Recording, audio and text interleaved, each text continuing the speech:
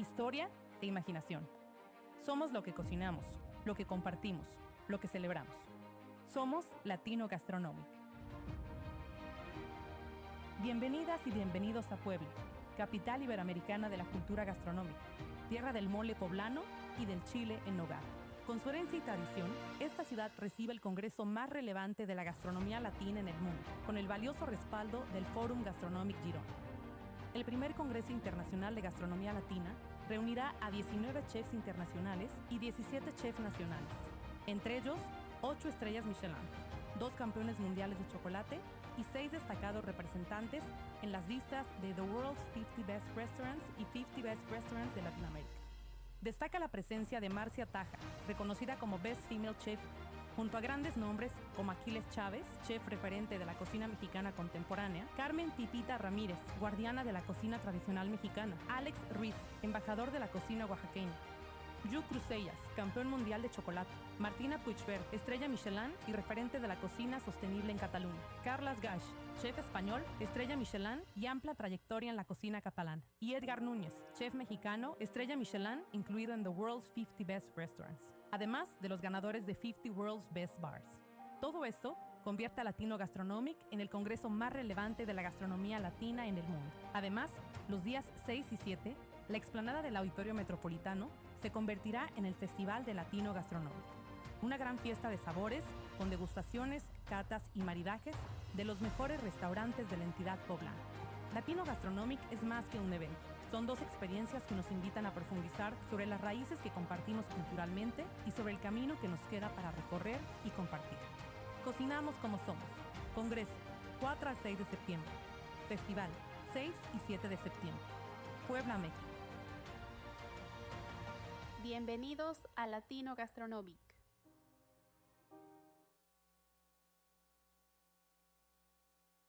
Hola, ¿cómo están? Bienvenidos, bienvenidos, bienvenidos al segundo día de Latino Gastronomic. Es para mí un honor recibirlos aquí en este recinto de Puebla. Ayer vivimos unos días extraordinarios. Abrimos reflexiones realmente profundas sobre las convergencias y divergencias de la cocina latinoamericana. Tuvimos a grandes referentes de la cocina latina como Alex Ruiz, Martina Puigvert, Carles Gaix. También tuvimos al representante del chef José Andrés, que recibió el reconocimiento al embajador de la cocina latina. Y bueno, pues el día de hoy tenemos un programa muy completo, muy divertido. Ojalá que sea también para ustedes un día de mucho aprendizaje. Y les cuento que si no la han visto, tenemos una barra gastronómica en el espacio del lobby, en donde también estaremos teniendo una agenda interesante, catas y muchos de nuestros chefs que el día de hoy tienen aquí sus ponencias cocinando para ustedes. Y bueno, antes de continuar me gustaría recordarles que el boleto del Congreso les da un 50% de descuento al acceso del festival, que va a ser este 6 y 7 de septiembre. Así que no se pierdan la oportunidad también de vivir la experiencia que tendremos afuera desde el día de mañana, en donde vamos a tener cocina tradicional, callejera, y bueno, pues no sé si ya pudieron ver, pero tendremos también los chiles en nogada de muchos de los mejores restaurantes de Puebla. Y bueno, pues ahora sí, directos para comenzar con esta fiesta gastronómica. Me voy a cambiar de sitio porque aquí me siento más a gusto, porque vamos a comenzar ahora sí con nuestra primera sesión del día. Y bueno, pues este es nuestro segundo día, como les decía, de Latino Gastronomic. Y para mí es un honor contarles que vamos a ir a tener el arte de resignificar lo cotidiano como nuestra primera ponencia. Y aquí me gustaría ponerles como una reflexión. ¿Se puede reescribir la tradición sin traicionar al pasado, sin diluir la fuerza de la historia? ¿Se puede evocar a la memoria sin fallar al nombrarla?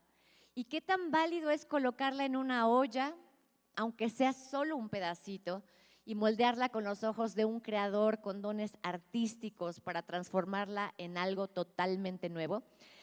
El día de hoy vamos a hablar de este tema con dos chefs que han sabido convertir la memoria, la tradición y la alacena de sus países, que son Guatemala y México, en propuestas gastronómicas que podrían transgredir los límites de la cocina y volver a mirar hacia artes visuales, hacia artes performativas con lo que ellos hacen. Uno de ellos es el chef de El Balcón del Zócalo y recientemente que ha abierto Taco Tasting Room en la Ciudad de México y tiene un restaurante con una de las vistas más privilegiadas de la capital. Ha desarrollado una cocina profundamente ligada a los sabores nacionales, reinterpretados de una forma muy contemporánea. Su propuesta se caracteriza por tomar la sensibilidad de lo cotidiano, que es el maíz, el jitomate, el chile, pero darles un toque único, una mirada casi de artista. Él es Pepe Salinas. Bienvenido, Pepe.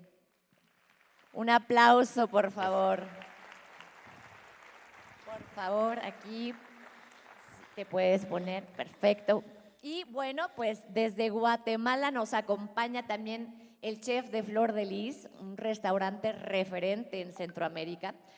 Su cocina nace de un profundo respeto por la cultura guatemalteca, inspirada en la cosmovisión maya y en los ingredientes locales, desde el maíz y los chiles hasta los insectos y hierbas que han acompañado su gastronomía y ha logrado poner a Guatemala en el mapa mundial. Hablamos de Diego Torres Telles. Adelante, Diego. Chicos, me encanta tenerlos aquí. Es para mí un honor. Y cuéntenme, por favor, qué nos van a cocinar el día de hoy para este tema. Pues mira, en mi caso, que no sé si, bueno, te platicamos lo que vamos a cocinar y luego vamos con la presentación si quieres. Pero bueno, en mi caso vamos a hacer una carne vegetal rellena de un gazpacho moreliano. La idea es, bueno, ahora ya que lo prueben verán cuál es el concepto que buscamos con este plato. Como bien decía, es muy sencillo, en ingredientes muy de todos los días, pero que al final con el trabajo, con el esfuerzo que se busca hacer en técnica, pues terminas creando algo que sea único y que termine generando sorpresa y que sea algo inolvidable para los clientes. Muchísimas gracias. Y bueno, yo más que cocinar les voy a contar un poco de cómo surge la idea de mis platos en el restaurante, que va mucho con el tema de la charla y la presentación, y al final pues les voy a montar rápido uno de los platos que traje. Chefs, a mí me gustaría comenzar preguntándoles, ¿el arte puede experimentarse en la gastronomía? ¿Es algo válido? O sea, yo les quiero leer una definición de la Real Academia Española de la Lengua de lo que es el arte, ¿no? Y es la manifestación de la actividad humana mediante la cual se expresa una visión personal que interpreta lo real o imaginario con un recurso plástico, pero puede o no ser plástico. Por ejemplo, tenemos arte efímero que utilizan lechugas, que utilizan otros ingredientes y los ponen en una galería y bueno, es arte y quiero saber si su cocina es arte, si se puede interpretar como tal. Y yo sé que ustedes dos tienen esta beta artística profundamente. Mira, tenemos en común con Pepe que, bueno, Pepe pinta, dibuja, bueno, estudió arte, yo también pinto, y me hacen esa pregunta bastante seguido. Para mí la cocina no es un arte. En los procesos creativos ahí hay matices y aristas que sí intercalan las dos disciplinas, pero en sí para mí hacer un plato se convierte en una artesanía porque yo tengo que repetir exactamente el mismo plato para todos mis clientes todos los días. Entonces no es que Da Vinci dibujó o pintó 500 Mona Lisas. Claro. Entonces para mí la cocina no es un arte, es una artesanía. Sí hay procesos que mezclan las dos disciplinas, pero no. Me encanta. ¿Tú qué piensas? Mira, me da mucho gusto porque tenía miedo de desmentir a Diego. No, porque yo creo lo mismo. Yo creo que yo lo veo desde otro lado, pero tienes toda la razón en el sentido de que es una repetición que tiene que ser idéntica además, ¿no? Y yo veo otra cosa importante, en el arte puedes provocar enojo, asco, puedes provocar disrupción, puedes provocar algunos sentimientos que no siempre en la cocina somos capaces de transmitir con la fuerza que podría tener, no sé, un Guernica, ¿no? Que genera una sensación de total desaplomo, ¿no? Entonces creo que la cocina tiene la obligación de dar gusto. Eso ha sido una discusión que también hemos tenido en ocasiones. Y en ese concepto, para mí, al no tener todo el abanico de posibilidades de emociones que transmite la cocina, creo que yo también coincido que no es arte. Es algo que tiene toques, como bien dices, que a veces puede ser más enigmático y más inolvidable que un cuadro, ¿eh? Yo creo que una cena en Flor de Lis, espero que también ahí en Balcón del Zócalo o en Taco Tasting Room, se vuelve una experiencia que no se olvide nunca, inclusive más que a lo mejor la vez que fuiste a un museo, ¿no? Y seguramente que mucha gente tendrá más presente una experiencia como la que brindamos, pero sí creo que no llega a arte. Muy interesante. Y bueno, Pepe, a mí me gustaría que nos contaras cómo es tu proceso creativo justamente para resignificar lo cotidiano. Claro, pues mira, gracias mi Diego. Al final el buscar hacer innovación, para nosotros la forma más fácil de iniciar es por medio de un proceso de investigación y desarrollo, los I+Ds, que es un proyecto pues, que desde los cocineros españoles, que tú estuviste por allá también cocinando con muchos de ellos, fueron los primeros en desarrollar estos conceptos, ¿no? Pero obviamente investigación y desarrollo hay una farmacéutica en cualquier cosa. Entonces lo que quisimos hacer fue crear un proyecto de investigación y desarrollo sostenible que pudiera llegar a la innovación. La innovación es muy difícil, porque innovar es hacer algo que sea 100% único, y para que sea así, pues de entrada hay que saber que nadie más lo ha hecho, y ya de eso parte que sea muy difícil investigar tanto para saber que nadie lo ha hecho.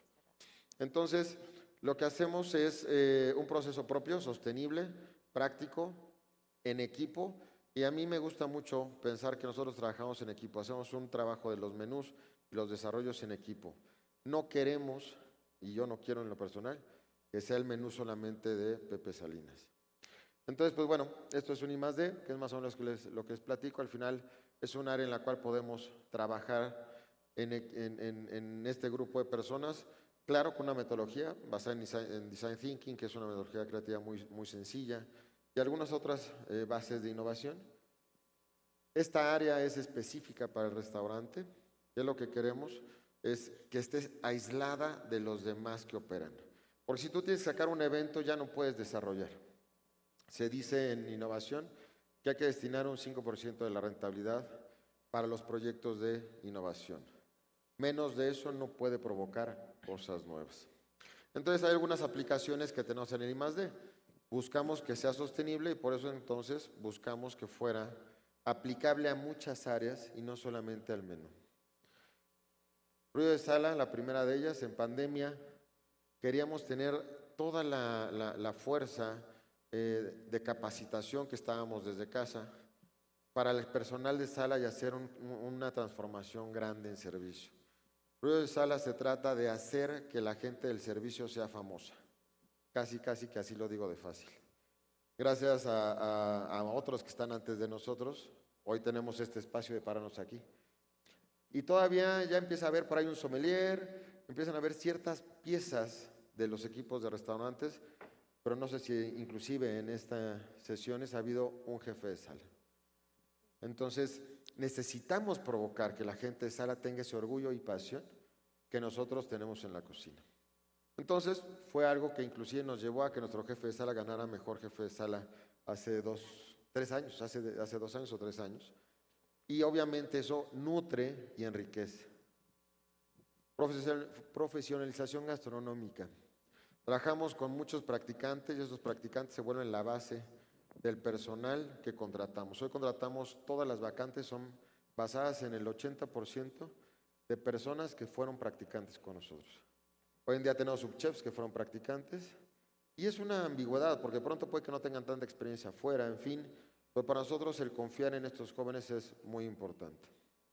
Y esto también es una forma de innovar porque es un programa completo que nos permite hoy tener una rotación del 2% que no tienen industrias ni las más sanas que pudiéramos encontrar en otras áreas.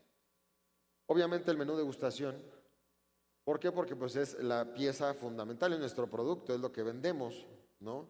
Tenemos un menú degustación de 13 tiempos, uno de 4 tiempos con elección de platos, un prefix. Y ese menú de degustación se basa en algo que le llamamos hoy en día el poder del plato.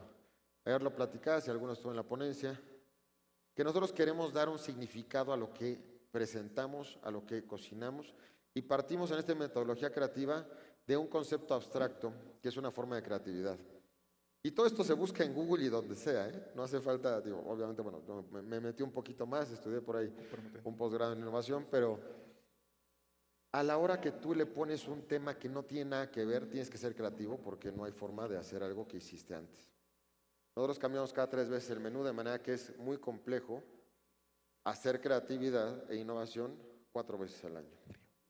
Entonces, por ejemplo, este plato que tienen ahí, que me gusta mucho, es un plato rojo. Tenemos una área también de diseño industrial, una chica que nos ayuda a hacer la loza, moldes, en fin, varias cosas. Y este plato, que tiene unas caras sobresalidas, y lo que tiene ahí es una espumita y esta máscara. No se alcanza a ver, pero hay una lengua sobre un mole de Telolhuapan. Este mole es de la región donde los 43 estudiantes desaparecieron. Y el plato son estos rostros saliendo de la tierra en un escenario rojo. Esa máscara, pues esta máscara que de alguna forma pues oscurece el plato. Y es un ejemplo de cómo queremos dar un plato muy rico, pero con un significado tremendamente profundo.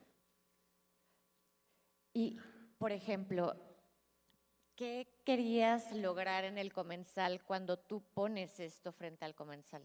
Este era el plato principal de ese menú de degustación. Ese menú de degustación se llamaba Censura y pues es eso, ¿no? Entonces queríamos, es una historia que no se ha resuelto con diferentes presidentes, con diferentes gobiernos, y al final es un tema que sigue aquejándonos a todos. Entonces, parte el plato de cómo podemos presentar algo en alimentos que hable de los 43 estudiantes desaparecidos, sin ser un discurso que canse y que sea agresivo y que sea duro. Y esa elegancia y esa complejidad es lo que tratamos de trabajar, y que el mensaje quede ligeramente sobre la cama, ¿no? De alguna forma. Hay otras cosas que hacemos también, por ejemplo, Taco Tasty Room, que es el nuevo proyecto, tenemos un mes con él. Es una barra de tacos de 14 sillas, en la que buscamos darle todo el espacio a la tortilla, evidentemente, la comida servida en tortilla en toda la República. Que por favor vayan, si están en Ciudad de México, se lo recomiendo también. Entonces también este I+D hace eso. Entonces metemos a la licuadora de I+D que queremos hacer una taquería, y este equipo completo genera ideas para desarrollar también los conceptos. Y aquí, Pepe, ¿la tortilla se convierte en lienzo, por ejemplo? Es un medio maravilloso. Yo creo que en México comemos tacos en todo. Yo creo que no se puede hacer un taco de albóndiga, pero sí nos lo hacemos, ¿no? O de arroz con huevo, o un taco de, no sé, de lo que fuera, ¿no? Un taco de papas, ¿no? El otro día veía un meme, ¿no? Y luego, no sé si alguno de ustedes ha hecho un taco de papas con pollito rostizado, pero te puede hacer un taco de lo que sea. Entonces es un medio, y un medio que respetamos ya hace muchos años con el proceso de nixtamalización, y que hoy pues le damos un espacio muy bonito, el que merece nuestra cocina mexicana, que para mí eso era lo importante. O sea, servir en esa barra, con esa calidad, con esa elegancia, tacos. También tenemos un laboratorio de I+D, que es un laboratorio de aprovechamientos. Hoy en día hacemos unos 20 aprovechamientos, con los cuales sacamos un segundo uso a las mermas, a los residuos, que nos permite reducir nuestro impacto en contaminación, y también nos permite agregar sabores y dar nuevas experiencias a nuestros comensales. También hacemos loza de reciclaje en cada temporada. Por ejemplo, en esta escena, los platos que ven son comprimidos de cartón de las cajas o las rejas las cajas de huevo, mezclados con almidón de tapioca que sobra de cocer la tapioca, prensados en un molde de impresión 3D, secados a sol y un poquito también a temperatura alta para pasteurizar. Y por último, pues bueno, esta es la parte de innovación y sostenibilidad del laboratorio. Como les decía, pues maximización de ingredientes, buscar técnicas innovadoras y la transformación de desechos. Con estos recursos pues buscamos brindarle a los comensales también una sensación de satisfacción de que están aportando. Y para mí lo más importante es que los chicos que aprenden estas técnicas el día de mañana van a tener una cultura de en su día a día también generar este ahorro y estos segundos usos. El proceso creativo es básicamente investigar, cuestionarnos en equipo y llegar a este menú de degustación que les platicaba. Me estoy extendiendo un poco, ya no quiero alargarme, perdón mi Diego. Y por último, pues este es el plato que van a probar el día de hoy. Ahora llegar a sus mesas, no quiero adelantarlo, porque para mí es muy importante la sorpresa de ese plato. Lo servimos allá en un hueso. Aquí vamos a servirlo porque no teníamos tantos huesos, había que matar muchos puercos. Nosotros allá servimos un chamorro en Recado Negro muchos años y fuimos poniendo en agua oxigenada estos huesos durante un buen tiempo, se lavan muy bien, en fin, y queda un huesito hermoso para servir nuestro plato. Pues bueno, yo creo que ya van por ahí. Este es entonces la carne vegetal con gazpacho morelense. Espero que lo disfruten. Va de un bocado. No tomen la pieza, cómanlo de un bocado, por favor. Gracias. Muchas gracias, Pepe. Un aplauso.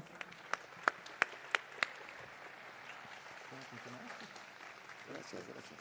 Diego, cuéntanos, ¿cómo es este proceso tuyo en donde yo sé que ahora eres artista, pintas y bueno, cómo se ha integrado esto antes o después de tu menú degustación? Bueno, vamos a empezar por acá. ¿Cuántos de ustedes han comido tamales? Levanten su mano. Y levántenme la mano a cuántos les gustan los tamales. ¿Hay alguien al que no le gustan los tamales que levante la mano? ¿Alguien que no? Seguridad, por favor. Ahí hay 3 personas que van. No, mentira. Bueno, esto que ven aquí en pantalla es el friso de Jolmul. Es un sitio arqueológico que está al norte de Guatemala y tiene la representación más antigua que se conoce de un tamal. Este que ven acá es un dios y tiene en la mano el primer tamal, el tamal primigenio, y se lo da a un rey que se llama Oxanyopat. Esto traducido al español sería algo como el trueno entrando a la tormenta. ¿Se imaginan? Yo me llamo Diego. Imaginen presentarles a un chef que se llame, con ustedes, el chef Trueno entrando a la tormenta. Ahí está, ya se ganó la presentación. Bueno, esto lo vi con una amiga, cocinera guatemalteca, es Misha Moliviatis. Ella es una enciclopedia de la gastronomía guatemalteca y con ella yo he viajado a todos los lugares de Guatemala. Ella tiene acceso a muchos lugares que son muy difíciles de acceder y con ella conocí este friso. Y me estalló la cabeza porque aquí entendí que un tamal era un regalo de los dioses para los reyes mayas. Sin embargo, el tamal hoy es un plato cotidiano. Es algo que podemos comer todos los días. Y cuando nosotros tenemos acceso a algo tan fácil, pierde el efecto sorpresa, pierde el efecto wow. Ojo, que esto no es malo, que el tamal sea cotidiano no es malo. Pero entonces yo me pregunté, ¿cómo podemos hacer para revisualizar el tamal? Y llamé a una de mis tías que cocina tamales espectaculares y le digo, mira tía Kitty, ¿cómo haces los tamales? Y me dice, mira, cocino la masa, el caldo, luego los envuelvo y otra vez al vapor, etcétera. ¿Y por qué los haces así? Pues así aprendí. Y quise indagar más y me dijo, no, es que así me enseñaron y así aprendí. Empecé a platicar con varios amigos cocineros y todos me daban estas mismas respuestas, que los tamales los hacían así porque así les enseñaron y porque así dice la tradición. Entonces yo empecé a cuestionarme un poquito por qué hacemos las cosas como las hacemos. Y me puse a buscar y en un texto, de hecho, de México, leí que la palabra tamal significa, bueno, viene del náhuatl tamali y significa envuelto. Entonces eso me abrió también la cabeza a otras posibilidades, porque usando el estricto significado de la palabra tamal y que es envuelto, yo puedo envolver mi teléfono en una servilleta y eso básicamente sería un tamal de teléfono. Entonces eso me abrió a mí la puerta para muchas cosas. Entendí entonces que el tamal no tenía que hacerse como me lo habían enseñado y vamos.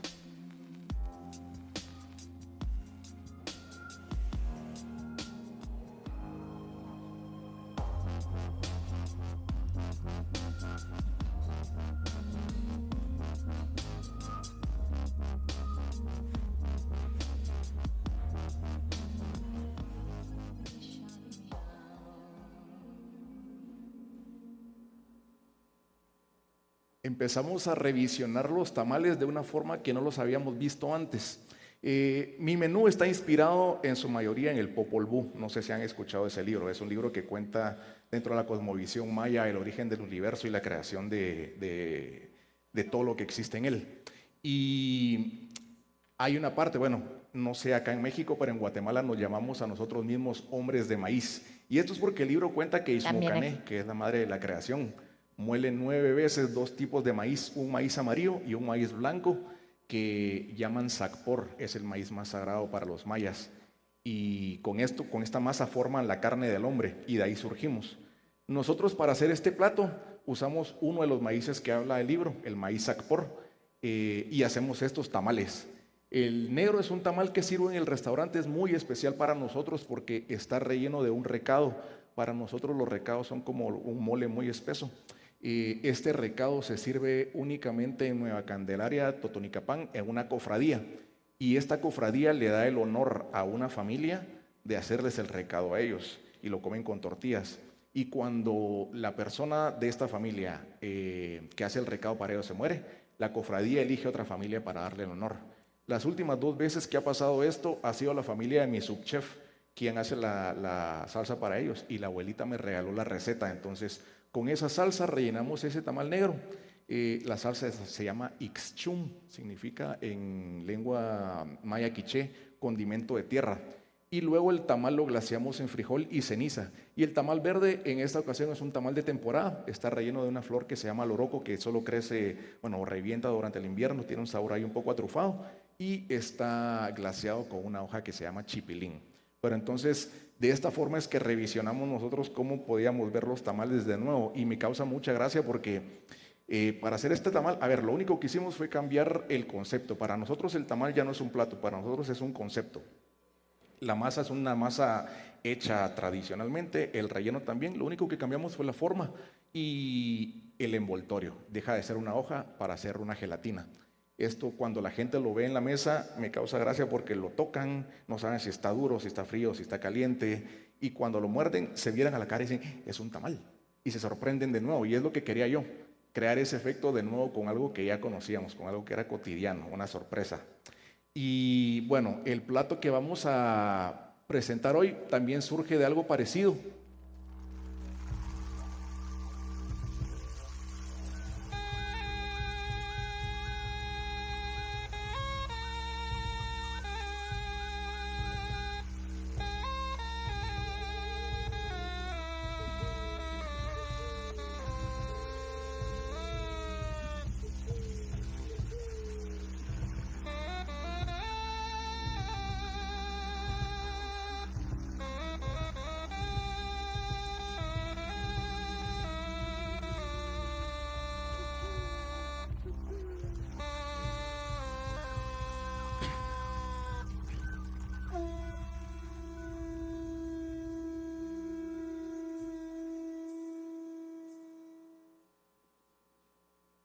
Bueno, esto es una visión nueva de lo que es una tostada.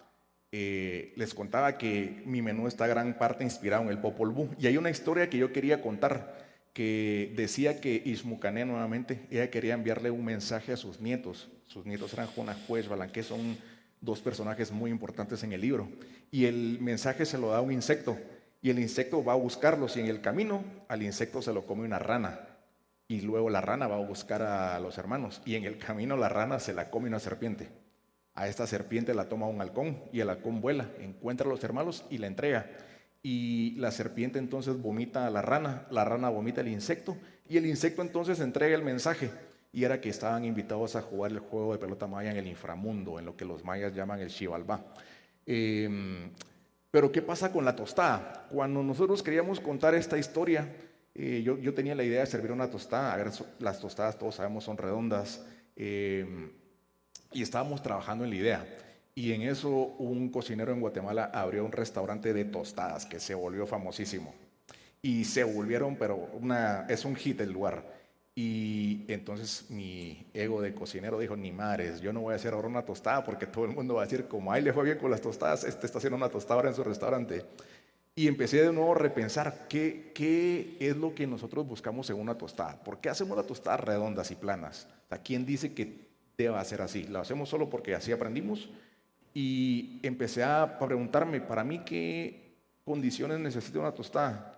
La tostada primero tiene que ser crocante, tiene que llevar algo fresco. La mayoría de tostadas se comen con algo fresco encima, ácido, etcétera. Y lo más importante, que te lo puedas comer con la mano. Entonces empezamos a trabajar diferentes tipos de masas. Dije, ¿por qué lo voy a hacer de maíz o por qué lo voy a hacer de harina? Empezamos a buscar diferentes ingredientes. En mi restaurante trabajamos muchísimo con cenizas y pues descubrimos una masa que podíamos hacer con harina de amaranto, ceniza de chiles dulces y cebolla caramelizada. Con eso hacemos esta tostada. Y bueno, ¿cómo es que contamos las historias del libro a través de nuestra comida? Si ven acá, el cilindro verde, que es el que van a probar ustedes, representa la serpiente. De nuevo les digo, es la tostada que está hecha con harina de amaranto y cebolla caramelizada y ceniza. Está rellena con una pasta que hacemos con ancas de rana, la rana de la historia, que sazonamos con sonpopos. Sonpopos es para lo que ustedes serían las chicatanas. Y la persona que la come en la mesa es el halcón que toma la serpiente. Y es de nuevo, ¿cómo es que nosotros logramos revisionar lo que es cotidiano? De una tostada que nosotros queríamos hacer, que era la tradicional, surgió este plato. Y así pues vamos trabajando siempre en nuestras ideas. Para nosotros la base de la creatividad siempre ha sido la curiosidad y los cuestionamientos. En la Semana Santa, una de las tradiciones más importantes del catolicismo es las alfombras que se hacen de acerrín, se hacen acá en México, se hacen en Guatemala, se hacen en España, etcétera. Pero en Guatemala son muy, muy importantes. O sea, es una cosa de locos, es importantísimo esta tradición. Y yo quería hacer una, pero que se pudiera comer con las manos también. No quería simplemente hacer una base de gelatina en el plato y que se pudiera lamer, etcétera. Yo quería que la gente las tomara y las pudiera manipular. Y pues de nuevo, de algo cotidiano nos sale este plato que es parte de nuestro postre y que literalmente ustedes con la mano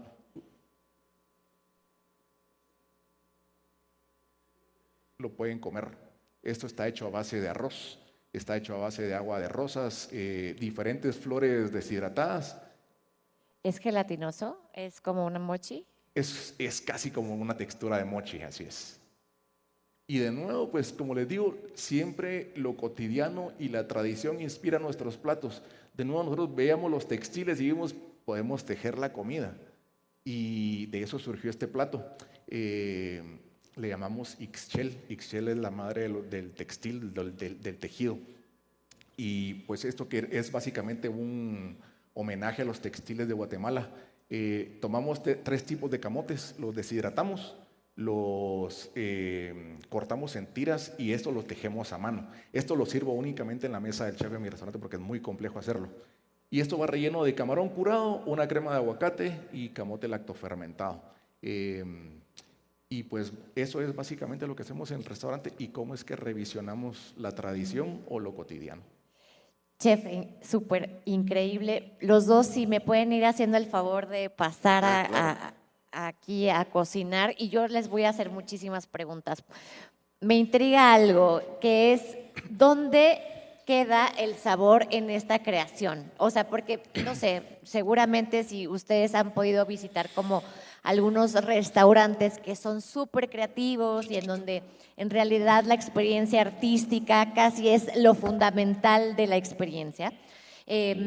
Muchas veces pasa que el sabor es como secundario, entonces me gustaría entender dónde queda el sabor en este hacer casi performativo y visual y estético que tienen ustedes. Pues mira, yo en lo personal, yo nunca sacrifico sabor, nunca.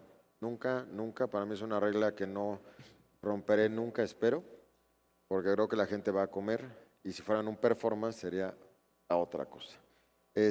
Digo, para los que probaron ya, que vi que algunos platos estaban llenos, qué lástima, el chiste es que se comieran la piedrita de un bocado. Ya va a estar caliente, pero bueno, no pasa nada. Aquí lo que tuvimos es un gazpacho de Morelia, es un plato muy callejero. que es muy sabroso, que sabe a fruta, que sabe a chile, a queso, a cebolla, y está cubierto de esta que pareciera una carne, que lo que hacemos es rebanadas de sandía que impregnamos en un vinagre casero de frambuesa, porque la sandía sabe poco, y después deshidratamos durante 12 horas. De manera que queremos que parezca carne. Al servirlo sobre el hueso, la gente tiene pues casi que hasta temor. Quien no es muy carnívoro le da temor que sea un trozo de carne tan crudo, tan rojo, tan vivo. Y al final lo que tienes es un dulce callejero que comerías de niño. Entonces, para mí el sabor es una pieza muy importante. Y obviamente, o para mí algo que es importante es también que no se note el esfuerzo. Creo que eso es una elegancia también especial. ¿A qué te refieres con esto, chef? Creo que el sobreesfuerzo sabe mal, ¿no? Todo lo sobrado sabe mal. Entonces trato en lo personal de buscar que la gente no se dé cuenta de lo que hay detrás del proceso de cocina y enfocarme más en la historia y en la razón de la creación del plato. Y aquí me gustaría ahondar en algo que creo que eso es muy importante y que creo que a todos los estudiantes también les puede servir muchísimo, y es cómo es un proceso creativo de la creación de un nuevo plato o de un nuevo menú degustación de la temporada, por ejemplo.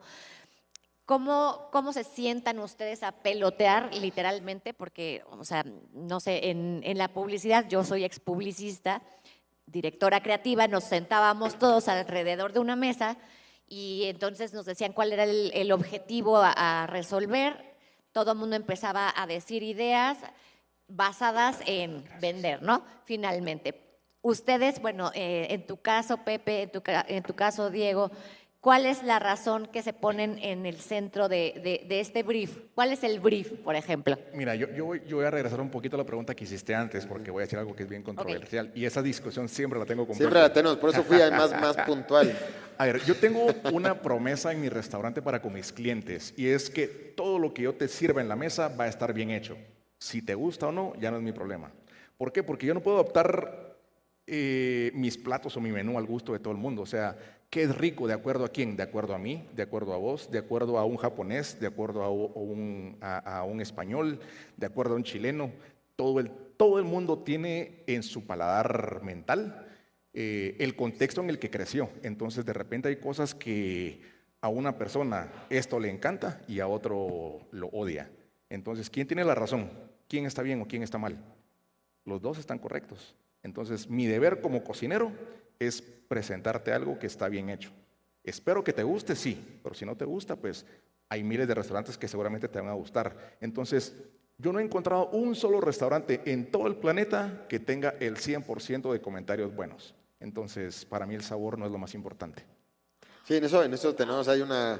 Y nos divertimos mucho peleándonos en eso. Yo he comido con él ahí en Guatemala, en la calle, y lo disfrutamos en ese sentido. Y en la parte creativa, hablando de nuevo que las cosas no parezcan que sobradas, que para mí eso me gusta, nosotros tenemos un proceso de una metodología creativa propia, basada, como te decía, en metodologías creativas que existen en todo.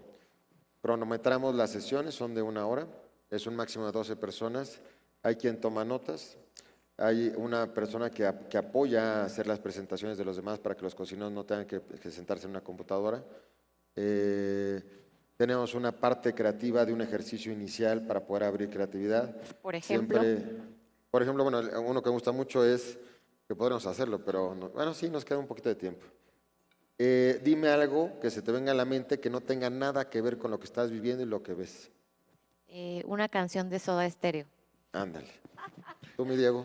Solo lo que les están sirviendo ahorita, por favor, cómanlo ya, porque sí. no sé cuánto tiempo lleva servido. Y a ver, es una tostada y lo que va adentro tiene líquido, entonces no sé si ya va a ir aguado, pero para que puedan ir probándolo antes de que pierda la crocancia. Perdón, ¿la pregunta era?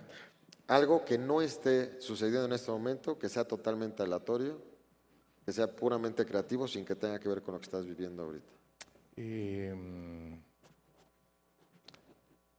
No tengo ni idea, no sé qué decirte. Pues lo que sea, podría ser dinosaurio, por ejemplo. Que te diga cualquier cosa. Lo que sea. Microplásticos. Ándale, microplásticos. Yo, una canción de Soda Stereo. Y tu Soda Stereo. Entonces, la idea es que, bueno, primero empezamos con un ejercicio para abrir. También siempre le hacemos la sesión con vino, cerveza o algo, porque con una copita todos somos más creativos. y rompe la barrera del equipo que está, porque en el equipo hay un chef corporativo, hay un chef de turno, hay cocineros, hay meseros, hay sommeliers, entonces de esa forma rompes también la sensación de temor a dar tu opinión. Y es muy enriquecedor porque además te compromete mucho. El chef corporativo se mide en la misma presentación con un cocinero chef de partie de uno de los restaurantes, por ejemplo. Entonces, pero bueno, hay toda una secuencia, cronometramos para no pasarnos, por eso es sostenible, no es un vámonos a pasear y a hacernos mensos 3 horas, es 1 hora exacta en la que llegamos a la conclusión de la tarea de ese día con un objetivo y un calendario. Nosotros hacemos un menú en 8 sesiones de 1 hora, con trabajo individual, ¿no? Entonces, eso es, bueno, a mí eso me gusta mucho la creatividad y es la forma en que lo hacemos en el caso de nosotros y siempre a partir de este tema inicial. El próximo menú, lo adelanto, es hecho en México. Antes de que se pusiera este tema de nuevo de moda y nos dio mucho coraje porque creo que todos lo veníamos pensando y por eso fue que salió. Pusimos ese tema, lo lanzamos el 21 de septiembre y pues hay platos muy divertidos. Hay un plato, por ejemplo, una tostada de patas, porque es una tostada de pata de res, pero que es basada en esta tostada que le dieron de patas a Cuauhtémoc y que viene acompañada de una servilleta con esta leyenda, bueno, o el escrito del perdón por la conquista que solicitó nuestro presidente hace poco, con la intención de que se limpien la boca o la guarden.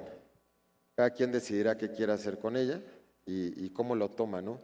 Entonces, partimos de esa historia y partimos de esa historia, de la disculpa histórica, para crear el plato. No partimos de la comida, sino de una razón. Y, por ejemplo, la técnica, ¿qué tanto tiene que ver en esta resignificación? ¿Es primero la historia y luego la técnica o hay veces que tienen de punto de partida una técnica y después la historia? Para mí la técnica es muy importante, porque para mí la técnica es la que hace el plato. Entonces, yo me recuerdo, de niño, yo iba con mi abuelita al supermercado, ¿no? Yo crecí en un barrio muy pobre. Y íbamos al mercado del barrio, donde toda la verdura estaba tirada en el suelo, llevaba ahí saber cuánto tiempo, y mi abuelita con cosas, no con tomates cultivados en luna llena por mujeres vírgenes, no, o sea, eran tomates espantosos, con eso hacía salsas espectaculares. Entonces, ¿por qué? Porque ella sabía cocinar.